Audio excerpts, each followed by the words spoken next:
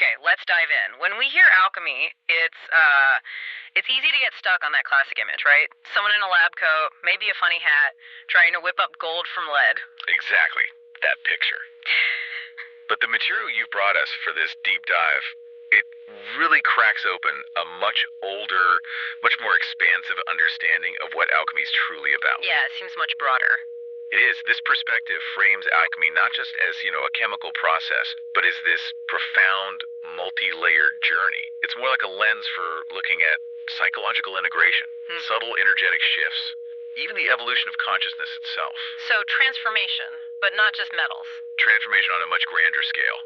Inner transformation, mostly. And that's really our mission here, to pull out the most potent insights from this material. Think of this deep dive as like your shortcut to grasping this really fascinating interconnected view of reality, going beyond the bubbling beakers. Right, to the deeper dimensions that often get missed. We'll be exploring four key areas from this source. First, there's mental alchemy. That's the inner transformation bit. Then the idea of a psychic grid, or collective consciousness. Geomancy, which is about understanding Earth's subtle energies. And finally, subtle magnetic alchemy, focusing on the body's own energetic systems. Wow, okay. That's a lot to connect. It is, but there's a core thread. The central idea, according to this material, is that mental and magnetic alchemy don't just happen in a vacuum. They work through these consciousness grids and these earth-based energetic maps. So they're all linked up. Exactly. It's presented as a way to access, refined awareness, enable really profound transformation, and maybe even influence manifestation, all within this cosmos that's seen as deeply interconnected. Interesting. It shifts the focus from trying to change stuff out there. Internal mastery, yeah. Wow. And then it shows how that inner work kind of ripples outward into the larger systems. Quite elegant, actually.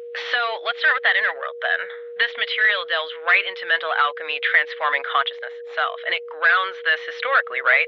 In Hermeticism, and that famous line from the Emerald Tablet. As above, so below. That principle is absolutely fundamental here. It suggests this mirroring, like a fractal nature to reality. The patterns and dynamics of the big cosmos, the above, they're reflected within us in our little inner world, the below. Okay. So, working on your inner landscape isn't just, personal navel gazing. It's seen as directly impacting your outer experience, too. Right. And mental alchemy is taking that concept and really applying it consciously, using alchemical ideas like separating, purifying, combining, but on your own thoughts, emotions, your will. Exactly. The goal is transmuting those lower states, what alchemy might call lead. Things like fear, doubt, those limiting beliefs we all have, and turning them into higher states, the gold, which here means things like love, wisdom, compassion, clarity, those more refined states. And it's not about just pushing the bad stuff away. No, that's crucial. According to this perspective, it isn't suppression at all. It's a much more sophisticated process. It's about internal reorganization and refinement, acknowledging that dense energy, that lead, and actively transforming it into something more refined, more useful. Okay, that makes sense. The material mentions a kind of trinity for this: imagination, will, and intention. How do those fit together? Right, those three are key. Yeah. Think of imagination as like the architect, the blueprint maker. It creates that vivid internal picture of the desired state or reality you're aiming for. Okay, the vision. Then will is the sustained focus. It's the energy that keeps that blueprint active and stable, even when your mind gets noisy or distracted. It's a holding power. Got it. And intention is the precision guidance system. It's the direction, the specific aim that channels the will and the imagination towards a particular outcome, without all three working together. Well, the process lacks either vision or power or focus. It fizzles out. Okay, so imagination sets the scene, will provides the sticking power, and intention points the way. I get it.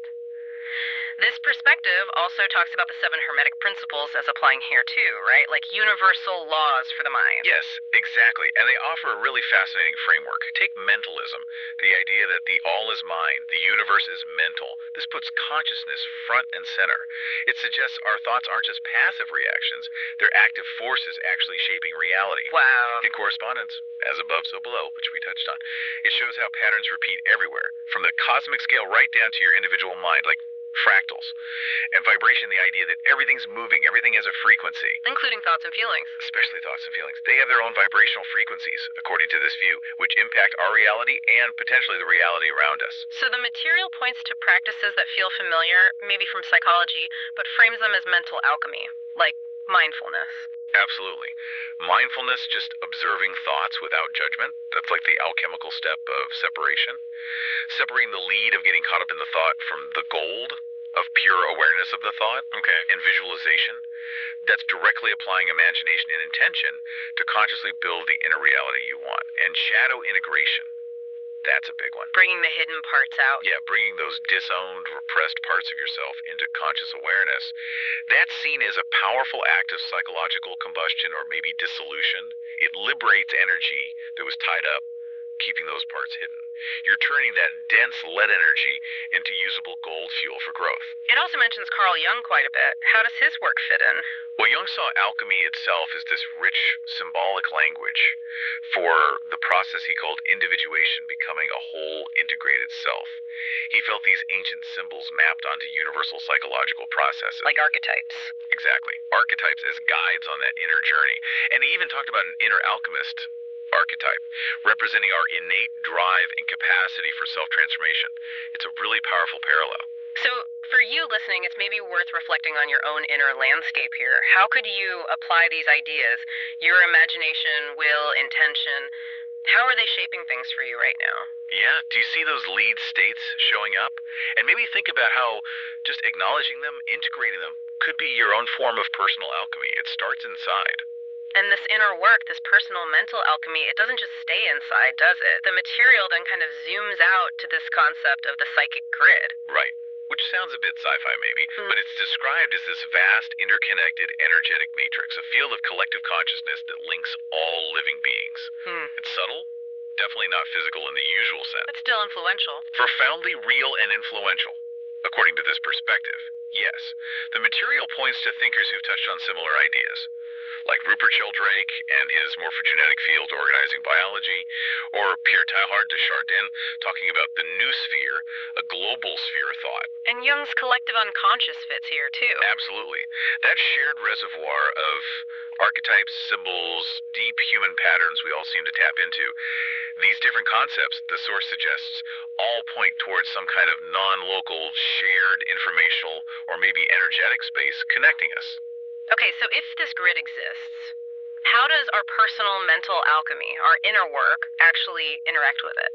This perspective suggests that every thought, every emotion carries a specific vibrational frequency. So when you consciously practice mental alchemy, when you refine those frequencies, maybe shifting from fear to compassion, for instance, you're not just changing yourself internally. You're broadcasting something. You are. You're broadcasting a more coherent, a more refined frequency into this collective field, like a signal. Okay, broadcasting. How does that work? What are the mechanics? The material talks about principles like resonance and entrainment. Resonance is when your frequency matches and amplifies similar frequencies already out there in the grid. So if you cultivate inner peace, you resonate with and maybe strengthen the latent potential for peace in the collective field. Ah, okay. Like tuning forks. Sort of, yeah. And entrainment is that tendency for things that vibrate to sync up their rhythms. Think clocks on a wall or even brainwaves in groups.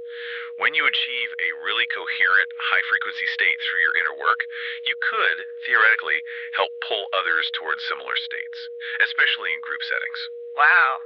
That implies our individual inner work could have a much bigger impact than we usually think. Absolutely. The material suggests this offers a theoretical basis for things like, healing across distance or the power of group intention work.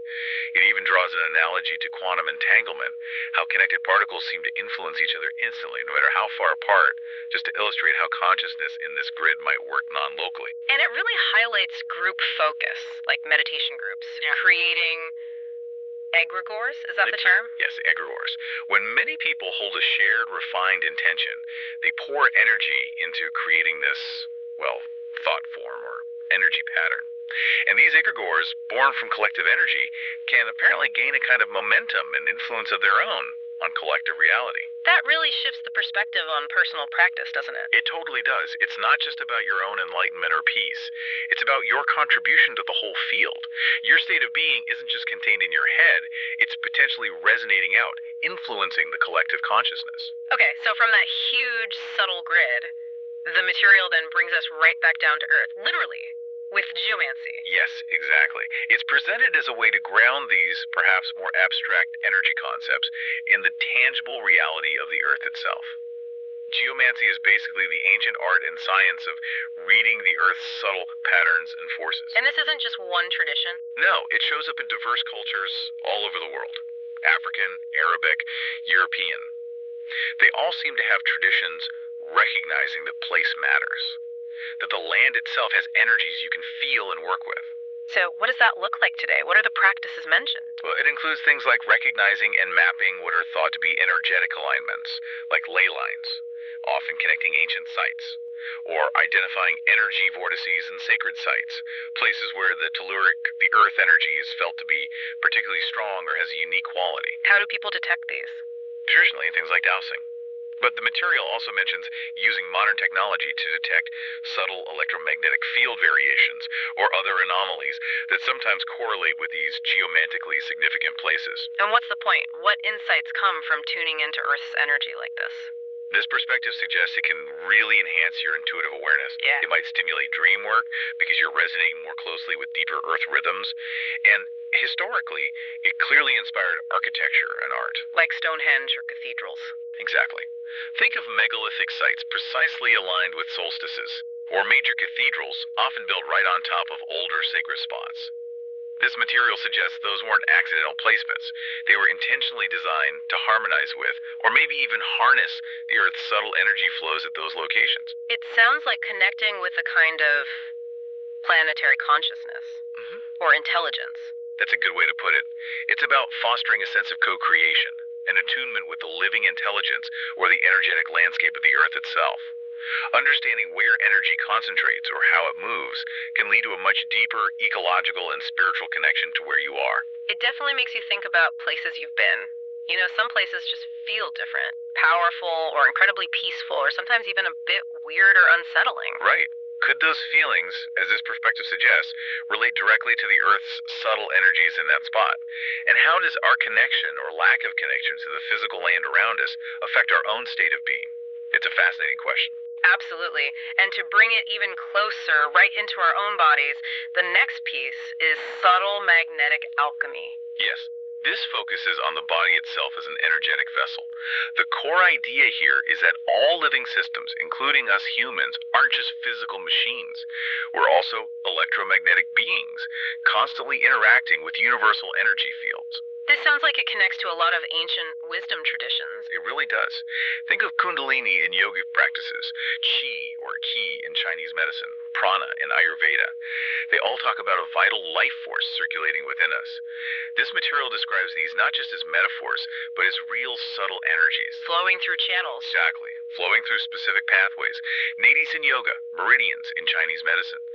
And these energies interact in complex ways, creating fields within and around the body, often visualized as toroidal fields, that donut shape you see everywhere in nature, from an apple to a galaxy to potentially our own energy field. So what are the techniques here? How do you work with this subtle magnetism? Breathwork is highlighted as absolutely key. Yeah. It's seen as a primary tool for consciously accumulating and circulating this life force, this prana or chi. Then there's the concept of magnetization of intent. Okay, that's that. It's about taking those focused thoughts and intentions from mental alchemy, those blueprints, and deliberately imbuing them with this subtle magnetic energy generated by the body, giving them more power, more resonance, more oomph, basically. Like charging them up. Kind of, yeah. And also polarity balancing, harmonizing the opposing energetic forces within the body, like yin and yang, positive and negative charges, to create internal equilibrium and a strong, stable energy field.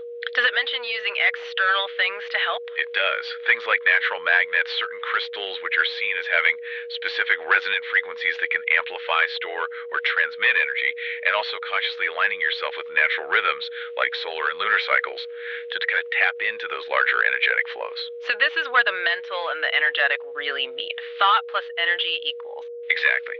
Mental alchemy provides the refined blueprint, the clear direction. Subtle magnetic alchemy provides the vital energy, the fuel, the resonance.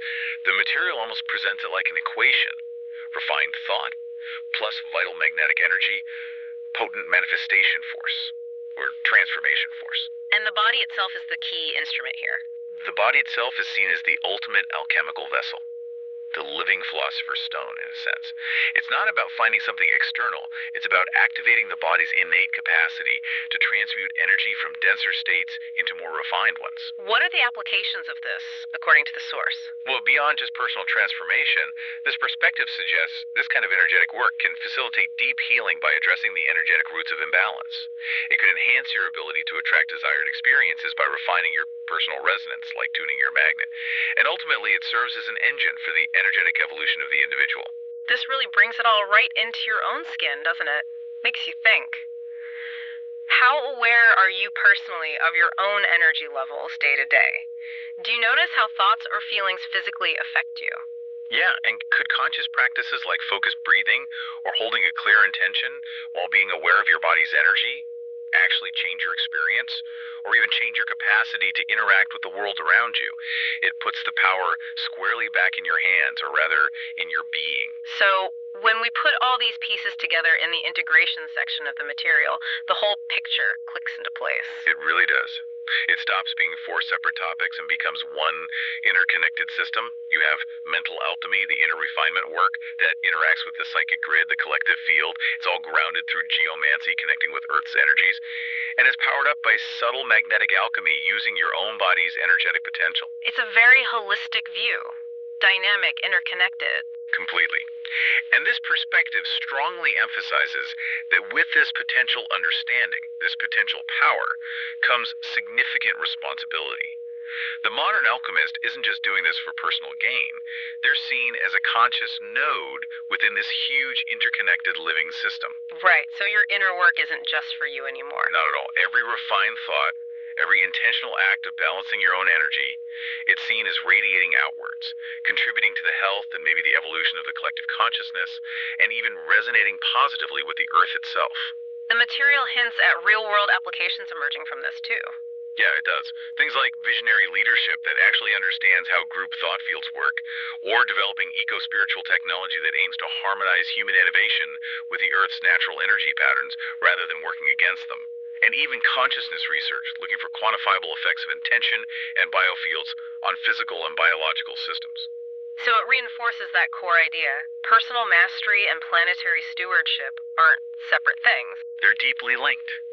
Working on yourself, refining your inner state, your energetic state, is seen as directly empowering your ability to contribute positively to the world around you. It's not just about personal growth and isolation.